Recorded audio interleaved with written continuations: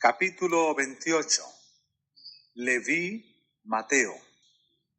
Entre los funcionarios romanos que había en Palestina, los más odiados eran los publicanos.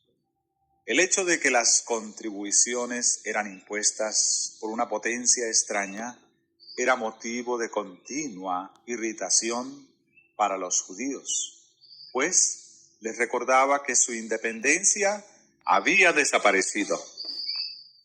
Y los cobradores de impuestos no eran simplemente instrumentos de la opresión romana. Cometiendo extorsiones por su propia cuenta, se enriquecían a expensas del pueblo. Un judío que aceptaba este cargo de mano de los romanos era considerado como traidor a la honra de su nación. Se le despreciaba como apóstata.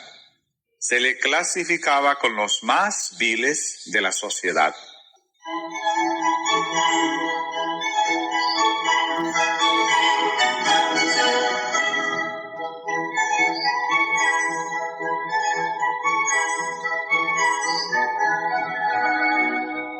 A esta clase pertenecía Leví Mateo, quien después de los 4 discípulos de Genezaret fue el siguiente en ser llamado al servicio de Cristo. Los fariseos habían juzgado a Mateo según su empleo, pero Jesús vio en este hombre un corazón dispuesto a recibir la verdad. Mateo había escuchado la enseñanza del Salvador. En la medida en que el convincente Espíritu de Dios le revelaba su pecaminosidad, anhelaba pedir ayuda a Cristo, pero estaba acostumbrado al carácter exclusivo de los rabinos y no había creído que este gran maestro se fijaría en él.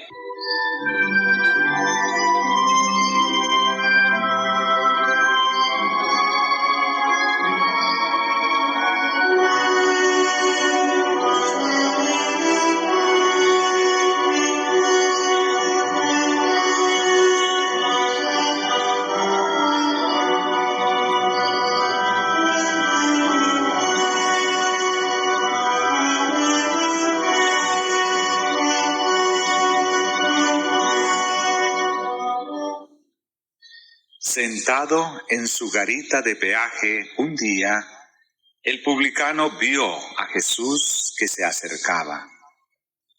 Grande fue su asombro al oírle decir: «Sígueme».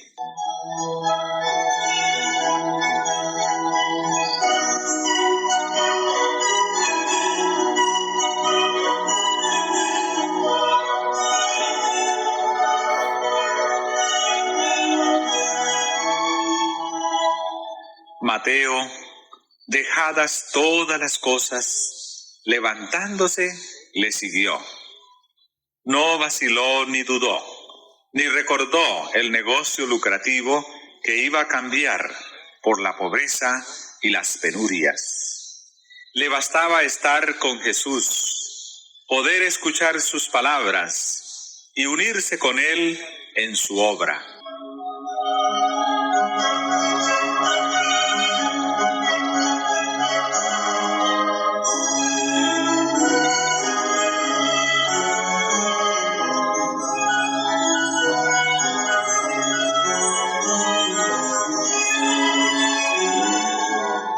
Así había sido con los discípulos antes llamados.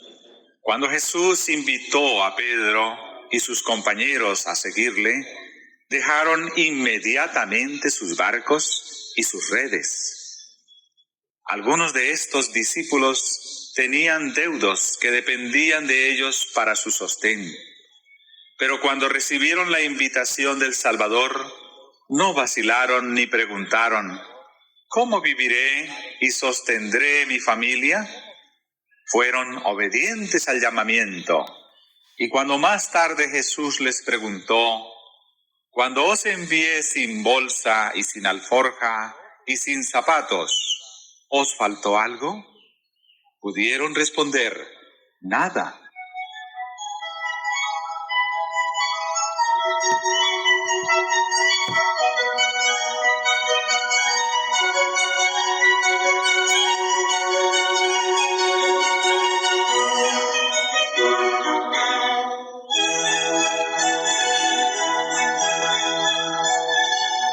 A Mateo en su riqueza y a Andrés y Pedro en su pobreza llegó la misma prueba y cada uno hizo la misma consagración.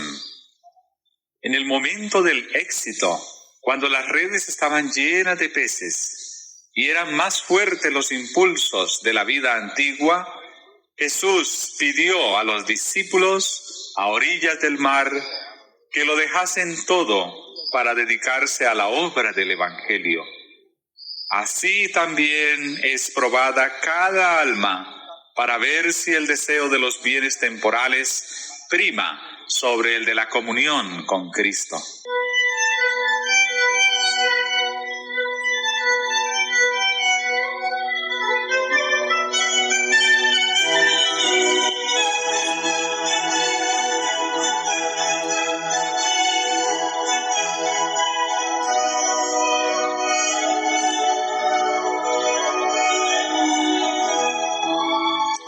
Los buenos principios son siempre exigentes. Nadie puede tener éxito en el servicio de Dios a menos que todo su corazón esté en la obra y tenga todas las cosas por pérdida frente a la excelencia del conocimiento de Cristo.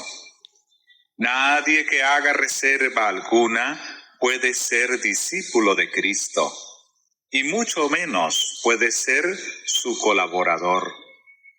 Cuando los hombres aprecien la gran salvación, se verá en su vida el sacrificio propio que se vio en la de Cristo. Se regocijarán en seguirle a donde quiera que los guíe.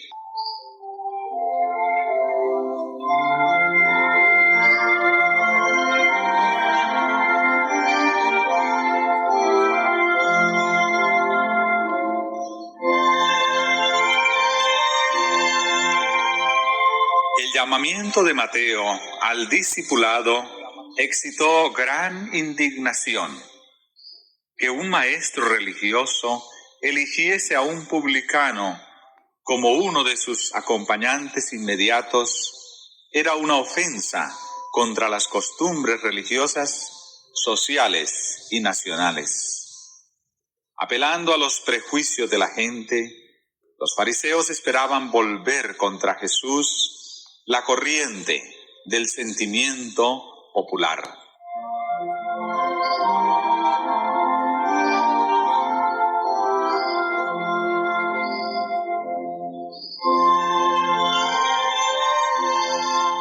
Se creó un extenso interés entre los publicanos. Su corazón fue atraído hacia el divino Maestro. En el gozo de su nuevo discipulado, Mateo anhelaba llevar a Jesús sus antiguos asociados. Por consiguiente, dio un banquete en su casa y convocó a sus parientes y amigos. No solo fueron incluidos los publicanos, sino también muchos otros de reputación dudosa, proscritos por sus vecinos más escrupulosos.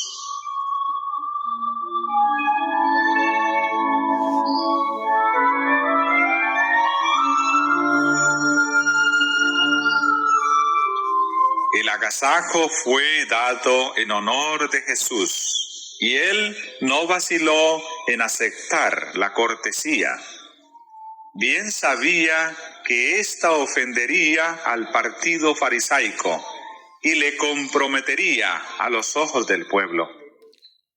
Pero ninguna cuestión de política podía influir en sus acciones. Para él no tenían peso las distinciones externas. Lo que atraía su corazón era un alma sedienta del agua de vida.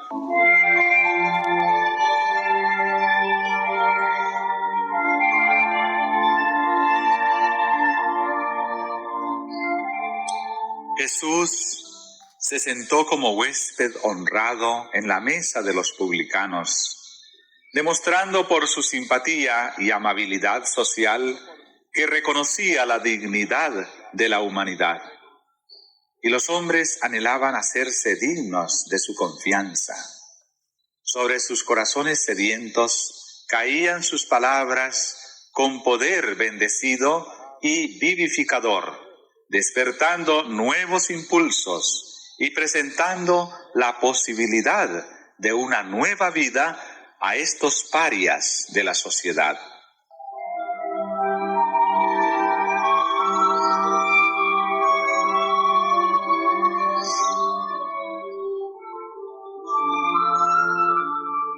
En reuniones tales como esta, no pocos fueron impresionados por las enseñanzas del Salvador, aunque no le reconocieron hasta después de su ascensión. Cuando el Espíritu Santo fue derramado y 3,000 fueron convertidos en un día, había entre ellos muchos que habían oído por primera vez la verdad en la mesa de los publicanos, y algunos de ellos llegaron a ser mensajeros del Evangelio. Para Mateo mismo, el ejemplo de Jesús en el banquete fue una constante lección. El publicano despreciado vino a ser uno de los evangelistas más consagrados y en su propio ministerio siguió muy de cerca las pisadas del Maestro.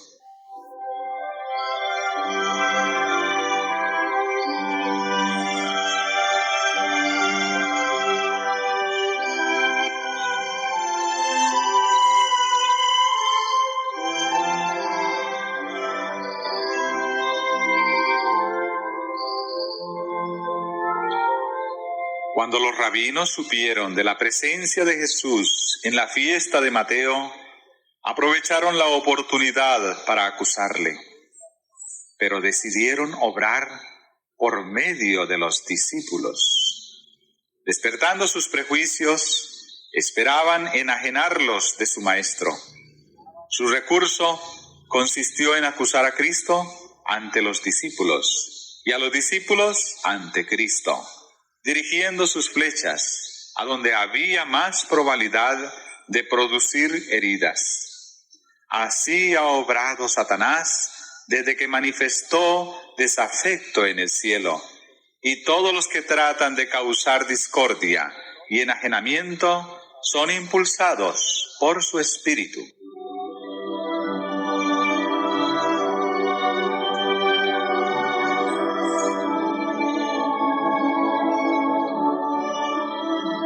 ¿Por qué come vuestro maestro con los publicanos y pecadores? Preguntaron los envidiosos rabinos.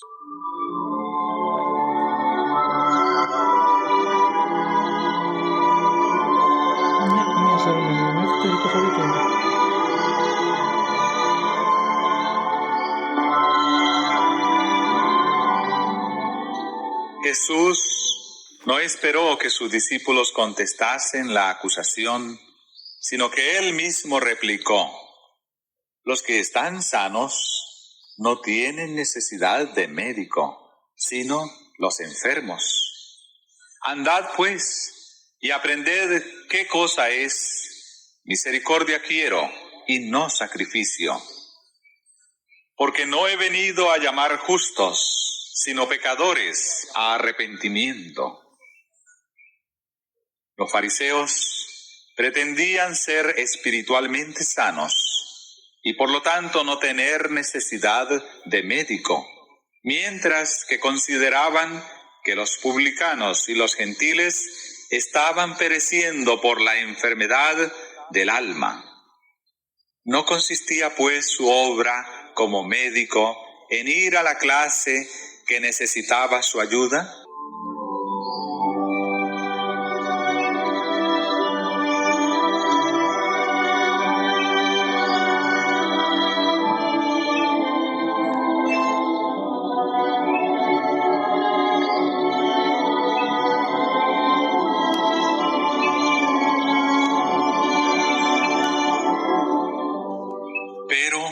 los fariseos tenían tan alto concepto de sí mismos, estaban realmente en peor condición que aquellos a quienes despreciaban. Los publicanos tenían menos fanatismo y suficiencia propia, y así eran más susceptibles a la influencia de la verdad. Jesús dijo a los rabinos: «Andad pues y aprended qué cosa es misericordia quiero y no sacrificio». Así demostró que mientras aseveraban exponer la palabra de Dios, ignoraban completamente su espíritu. Los fariseos fueron acallados por el momento, pero quedaron tanto más resueltos en su enemistad. Buscaron luego a los discípulos de Juan el Bautista y trataron de levantarlos contra el Salvador. Esos fariseos no habían aceptado la misión del Bautista. Habían señalado con escarnio su vida abstemia, sus costumbres sencillas, sus ropas burdas, y le habían declarado fanático. Porque él denunciaba su hipocresía, habían resistido a sus palabras y habían tratado de incitar al pueblo contra él.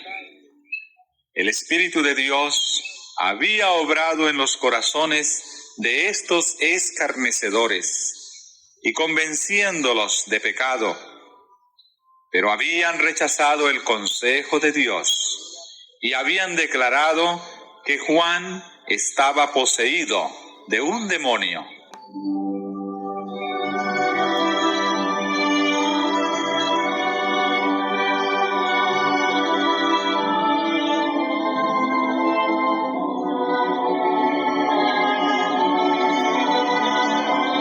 Pero ahora que Jesús había venido y andaba entre la gente, comiendo y bebiendo en sus mesas, le acusaban de glotón y bebedor. Los mismos que hacían esas acusaciones eran culpables. Así como Satanás representa falsamente a Dios y le reviste de sus propios atributos, la conducta de los mensajeros de Dios fue falseada por esos hombres perversos.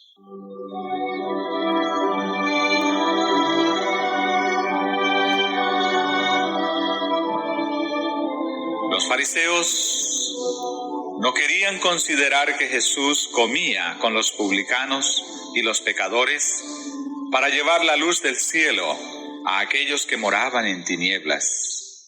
No querían ver que cada palabra pronunciada por el Divino Maestro era una simiente viva que iba a germinar y llevar fruto para gloria de Dios. Habían resuelto no aceptar la luz, y aunque se habían opuesto a la misión del Bautista, estaban ahora listos para cortejar la amistad de sus discípulos, esperando obtener su cooperación contra Jesús. Sostuvieron que Jesús anulaba las antiguas tradiciones y pusieron en contraste la austera piedad del Bautista con la conducta de Jesús al comer con publicanos y pecadores.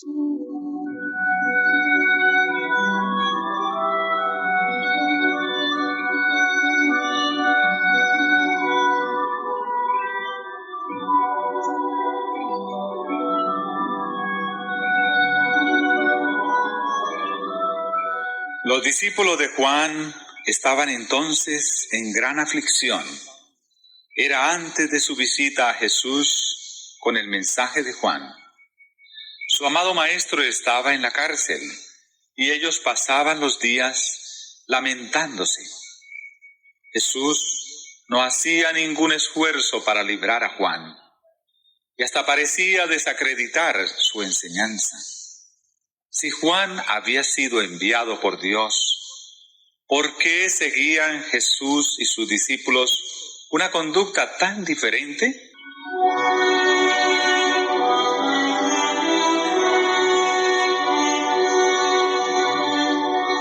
Los discípulos de Juan no comprendían bien la obra de Cristo.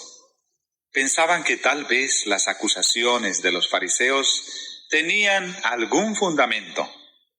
Observaban muchas de las reglas prescritas por los rabinos y hasta esperaban ser justificados por las obras de la ley. El ayuno era practicado por los judíos como un acto de mérito y los más estrictos ayunaban 2 días cada semana. Los fariseos y los discípulos de Juan ayunaban cuando los últimos vinieron a Jesús con la pregunta: ¿por qué nosotros y los fariseos ayunamos muchas veces y tus discípulos no ayunan?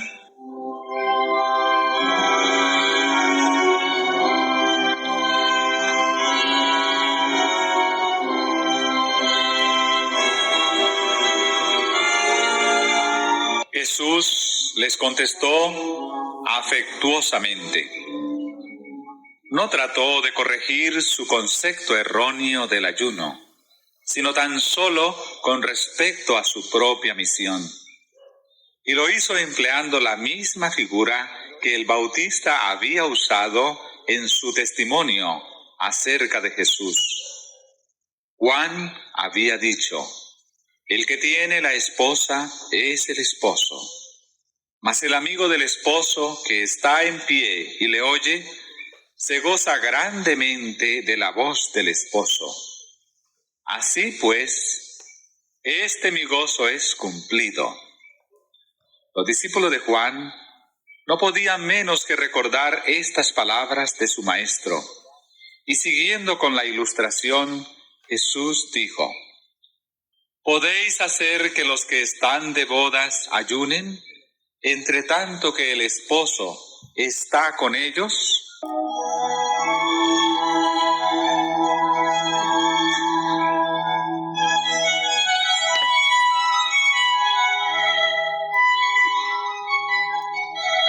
El príncipe del cielo estaba entre su pueblo. El mayor don de Dios había sido dado al mundo. Había gozo para los pobres, porque Cristo había venido a hacerlos herederos de su reino. Había gozo para los ricos, porque les iba a enseñar a obtener las riquezas eternas. Había gozo para los ignorantes, porque los iba a hacer sabios para la salvación. Había gozo para los sabios, pues Él les iba a abrir misterios más profundos que los que jamás hubieran sondeado. Verdades que habían estado ocultas desde la fundación del mundo iban a ser reveladas a los hombres por la misión del Salvador.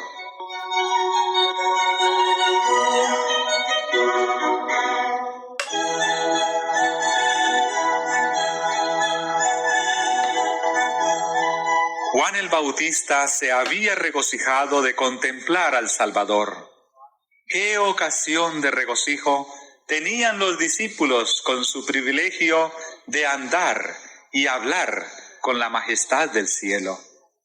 Este no era para ellos tiempo de llorar y ayunar. Debían abrir su corazón para recibir la luz de su gloria, a fin de poder derramar luz sobre aquellos que moraban en tinieblas y sombras de muerte.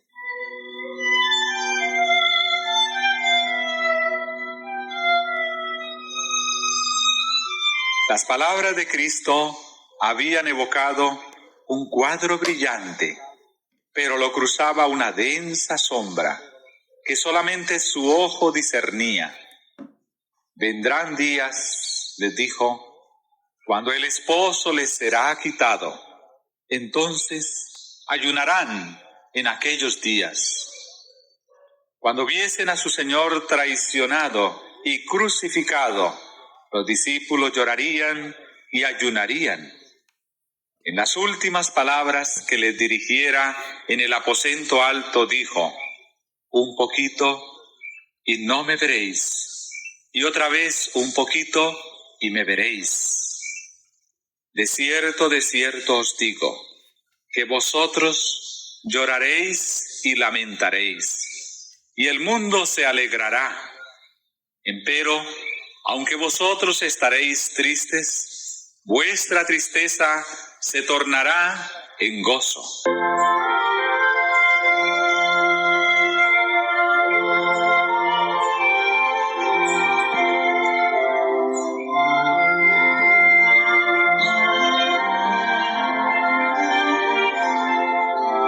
Cuando saliese de la tumba, su tristeza se trocaría en gozo. Después de su ascensión, iba a estar ausente en persona, pero por medio del Consolador estaría todavía con ellos, y no debían pasar su tiempo en lamentaciones. Esto era lo que Satanás quería. Deseaba que diesen al mundo la impresión de que habían sido engañados y chasqueados. Pero por la fe habían de mirar al santuario celestial, donde Jesús ministraba por ellos.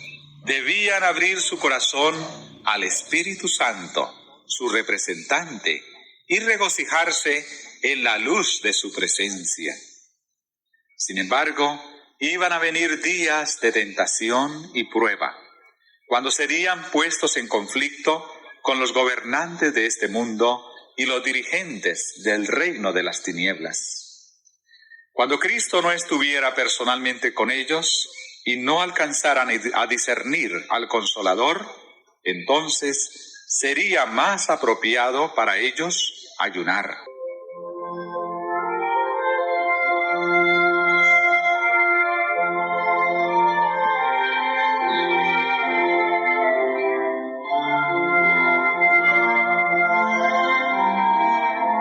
Los fariseos trataban de exaltarse por su rigurosa observancia de las formas, mientras que su corazón estaba lleno de envidia y disensión.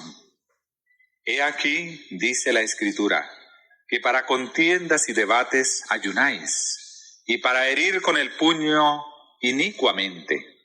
No ayunéis como hoy, para que vuestra voz sea oída en lo alto. ¿Es tal el ayuno que yo escogí? Que de día aflija el hombre su alma, que encorve su cabeza como junco, y haga cama de saco y de ceniza. ¿Llamaréis esto ayuno y día agradable a Jehová?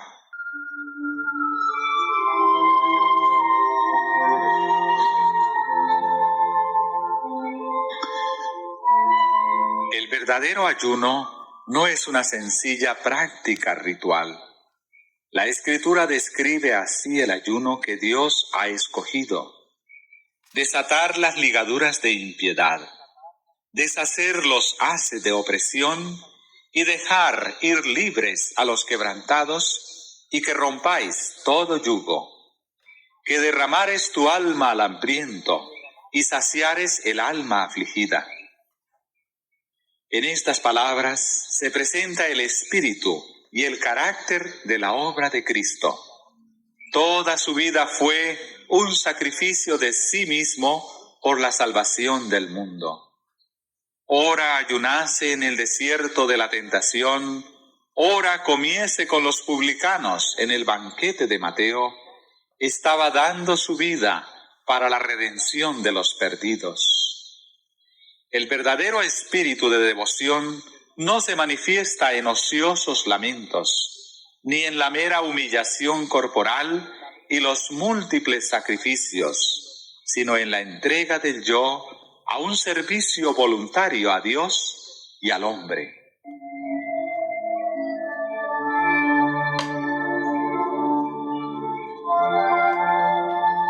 Continuando su respuesta a los discípulos de Juan, Jesús pronunció una parábola diciendo: Nadie mete remiendo de paño nuevo en vestido viejo. De otra manera, el nuevo rompe, y al viejo no conviene remiendo nuevo. El mensaje de Juan el Bautista no había de entretejerse con la tradición y la superstición. Una tentativa de fusionar la hipocresía de los fariseos con la devoción de Juan no lograría sino hacer más evidente el abismo que había entre ellos. ni tampoco podían unirse los principios de la enseñanza de Cristo con las formas del farisaísmo. Cristo no había de cerrar la brecha hecha por las enseñanzas de Juan. Él iba a hacer aún más definida la separación entre lo antiguo y lo nuevo. Jesús ilustró aún más este hecho diciendo: nadie echa vino nuevo en cueros viejos. De otra manera, el vino nuevo romperá los cueros, y el vino se derramará, y los cueros se perderán. Los odres que se usaban como recipientes para el vino nuevo, después de un tiempo se secaban y volvían quebradizos, y ya no podían servir con el mismo fin. En esta ilustración familiar, Jesús presentó la condición de los dirigentes judíos. Sacerdotes, escribas y gobernantes estaban sumidos en una rutina de ceremonias y tradiciones. Sus corazones se habían contraído como los odres resecados a los cuales se los había comparado. Mientras permanecían satisfechos con una religión legal, les era imposible ser depositarios de la verdad viva del cielo.